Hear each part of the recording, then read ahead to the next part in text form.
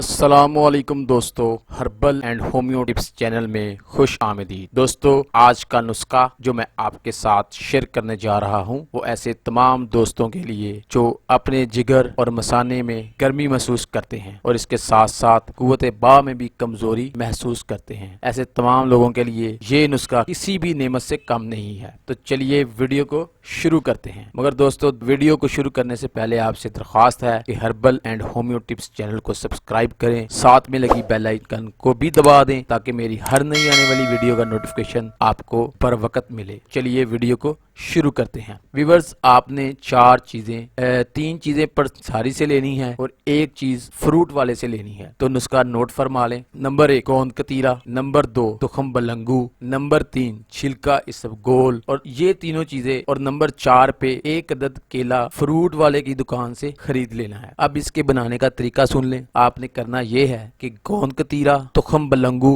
اور چھلکا اسبگول کو، یعنی کہ گوند کتیرا، تخم بلنگو کو رات کو آپ نے 1.5 گلاس دودھ جو کہ آپ نے ابال کر ٹھنڈا کر لینا ہے اس میں ڈال دینا ہے۔ کیا ڈالنا ہے؟ گوند کتیرا، تخم بلنگو اور چھلکا اسبگول، اور ساتھ کیلا بھی کرش کر کے اس کے بیچ میں ڈال، ٹھیک ہے؟ اور اس کو ساری رات پڑا رہنے دیں۔ صبح اٹھ کر آپ کو اس نے کرنا کیا ہے کہ چمچ سے اس کو اچھی طرح ہلا کے مکس کر لیں۔ جب یہ مکس ہو جائے تو حسب ذائقہ اس میں برف ڈال کے اس کو اور پی لیں۔ ویورز، یہ انشاءاللہ آپ کی جگر، معدہ، مثانہ کی گرمی کا نام و نشان نہیں رہنے دے گا، اور اس کے ساتھ ساتھ آپ کی جو قوت باہ میں آپ کمزوری فیل کرتے ہیں، محسوس کرتے ہیں، اس کو بھی یہ ختم کر دے گا۔ تو ویورز، اس میں آپ نے پرہیز صرف آپ نے یہ کرنا ہے کہ گرم اور بادی اشیاء کا استعمال آپ نے نہیں کرنا، موسمی پھل آپ زیادہ سے زیادہ استعمال کرنے ہیں۔ ویورز، امید ہے کہ آپ کو یہ ویڈیو اچھی لگی ہوگی کیونکہ اور پسند بھی آئی ہوگی۔ ویورز، اس نسخہ کو ضرور بنائیں اور اپنا فیڈ بیک دیں کہ آپ کو یہ نسخہ آپ نے بنا کے کیا محسوس کیا۔ چینل کو سبسکرائب کریں، ویڈیو کو لائک کریں اور دوستوں میں زیادہ سے زیادہ شیئر کریں۔ تو ملتے ہیں نیکسٹ ویڈیو میں، تب تک کے لیے اللہ حافظ۔